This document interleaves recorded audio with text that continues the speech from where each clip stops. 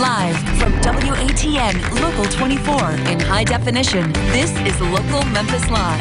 Now, here's your host, Amy Sparopoulos. Good morning and welcome to Local Memphis Live. Our first guests are on a mission that has them pedaling the pavement every day. It is one that kick-started back in May, and right now their journey is on week 5. In other words, that's 28 days, nearly 60, no, how many miles? 1,600. 1,600! Oh, they've already pedaled with a goal of over 8,500 miles. The purpose? Well, I'm going to let them tell you. Welcome this morning, Jim and Rochelle. Rochelle? Yes. Rochelle Boone, welcome. I mean, do you feel when you stop pedaling, do you feel like you're still pedaling? Yeah. And my feet are numb a little bit after you're spinning 60 or 70 miles on a bicycle.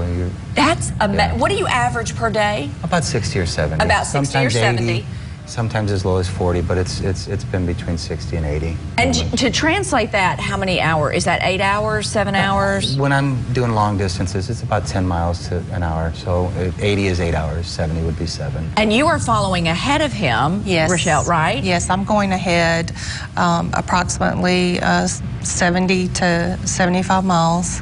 Wow. It takes, in an RV that is pulling an automobile, it takes about an hour and a half to 2 hours. Wow. And you're not just doing this to get healthy or stay healthy. I mean, you both are in great shape, but you're doing this for your ministry. And your ministry is called? It's called ELPIS. Christian E-L-P-I-S. E-L-P-I-S, ELPIS Christian Outreach Ministry. ELPIS is the Greek word for hope. Yes. And we both have experienced addictions. Mine was whatever we could get. Hers was, as she was saying, was pain prescription pills? pain pills. But it broke us both. Yeah. And at that point where we're completely broken, completely devastated, completely have lost everything, there was still a glimmer of hope. There was still something out there that we could reach out for. And in both of our cases, it was God. It was God we reached out for.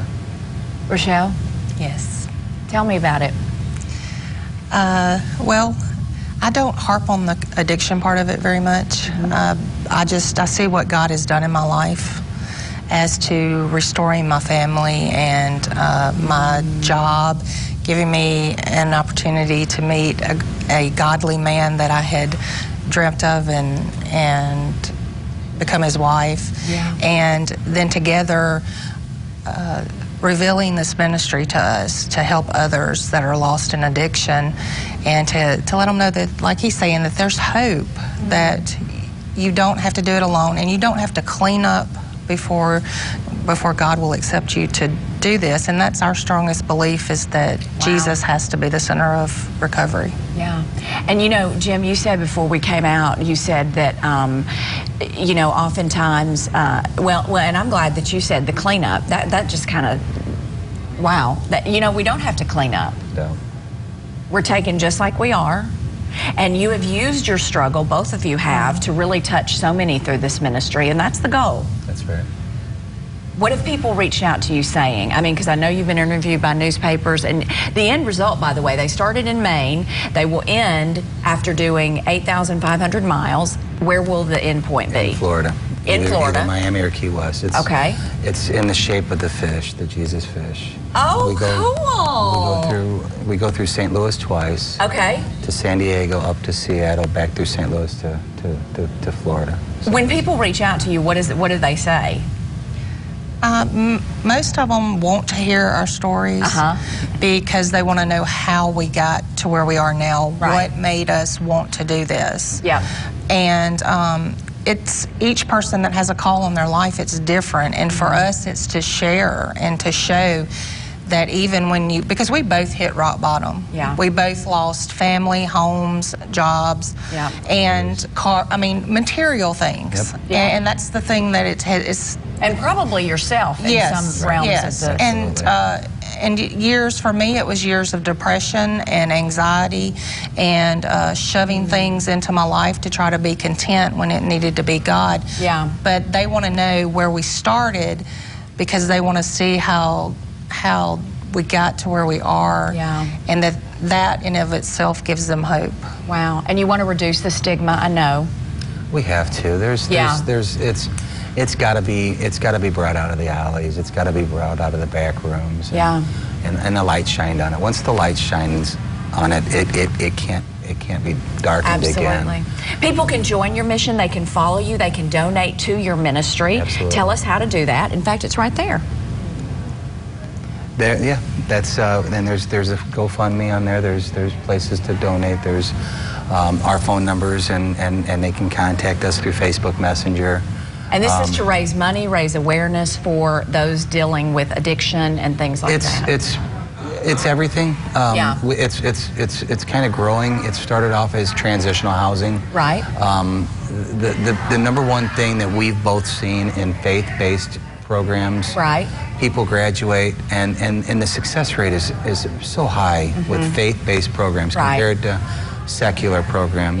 The percentage rates, the ones that we've seen that were struggling, it was because they had to go back to the same situation, the same job, the same friends. We're hoping to do transitional housing to give them a 6-month to 2-year break. Wonderful. To come out of the faith-based rehab and then kind of transition back into society. And I love it. We both experienced when we graduated. We both were Teen Challenge graduates. It's a long term. That's a great organization. 14 months. Hers was 13 months. You come back, and it's just an assault. There's this like what do you do? Where do you go? Well, what do you? And with alcohol, walking through the grocery store could be an ordeal. Absolutely. And it just the Christ-based, the Christian-based transition from that program to the real world. And still keep God at the front of your life, and still keep Him foremost in the front, leading instead of. You know, we always use the terminology. He should be your steering wheel. Absolutely. Not your spare tire in the trunk that you pull out in case of emergency. I love it. If you get to the emergency and that's the first time you've prayed, you're already in trouble. Jim, thank you so much. Thank you. Rochelle, thank you so much for joining us.